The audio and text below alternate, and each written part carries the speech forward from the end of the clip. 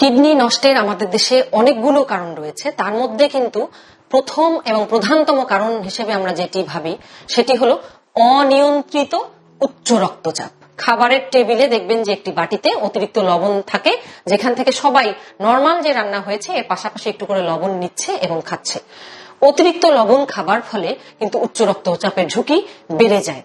বাঙালির একটি কমন ভীতি আছে যে সর্বনাশ, একবার যদি আমি এই রোগের জন্য ওষুধ শুরু করি তাহলে তো আমাকে সারা জীবন খেতে হবে, বা আমি সারা জীবন ওষুধ খাবো, তার থেকে আমি এটি শুরুই করব না। আপনি যদি উচ্চ রক্তচাপ নিয়ন্ত্রণে না রাখেন তাহলে আপনার দুইটা কিডনি ক্ষতিগ্রস্ত হবে, এবং দুই কিডনি যখন ফেলিওর হয়ে যাবে তখন মানুষ আর সুস্থ স্বাভাবিক জীবনে ফিরতে পারে না।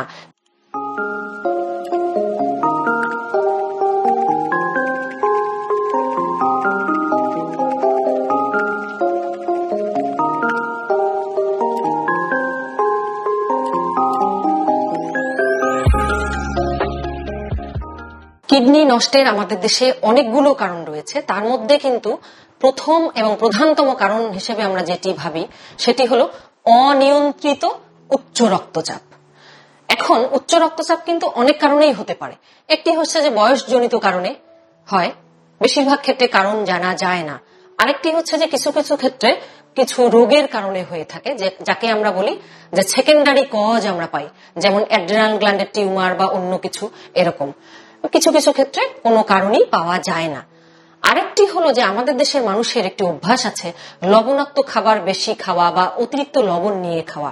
বিশেষ করে খাবারের টেবিলে দেখবেন যে একটি বাটিতে অতিরিক্ত লবণ থাকে, যেখান থেকে সবাই নরমাল যে রান্না হয়েছে এর পাশাপাশি একটু করে লবণ নিচ্ছে এবং খাচ্ছে। অতিরিক্ত লবণ খাবার ফলে কিন্তু উচ্চ রক্তচাপের ঝুঁকি বেড়ে যায়। এখন আসি, লবণ না হয় খেলামই, কিন্তু উচ্চ রক্তচাপের জন্য আমার করণীয় কি?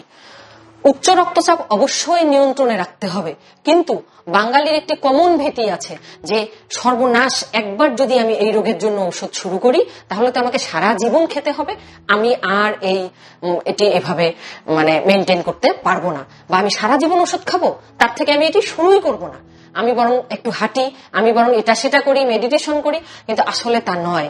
আপনার বয়স অনুযায়ী রক্তচাপ মাপতে হবে, স্বাভাবিক যে রেঞ্জ আছে এর বাহিরে হলেই আপনাকে নিয়মিত ঔষধ সেবন করতে হবে। কারণ আপনি যদি উচ্চ রক্তচাপ নিয়ন্ত্রণে না রাখেন তাহলে আপনার দুইটা কিডনি ক্ষতিগ্রস্ত হবে, এবং দুই কিডনি যখন ফেলিওর হয়ে যাবে তখন মানুষ আর সুস্থ স্বাভাবিক জীবনে ফিরতে পারে না।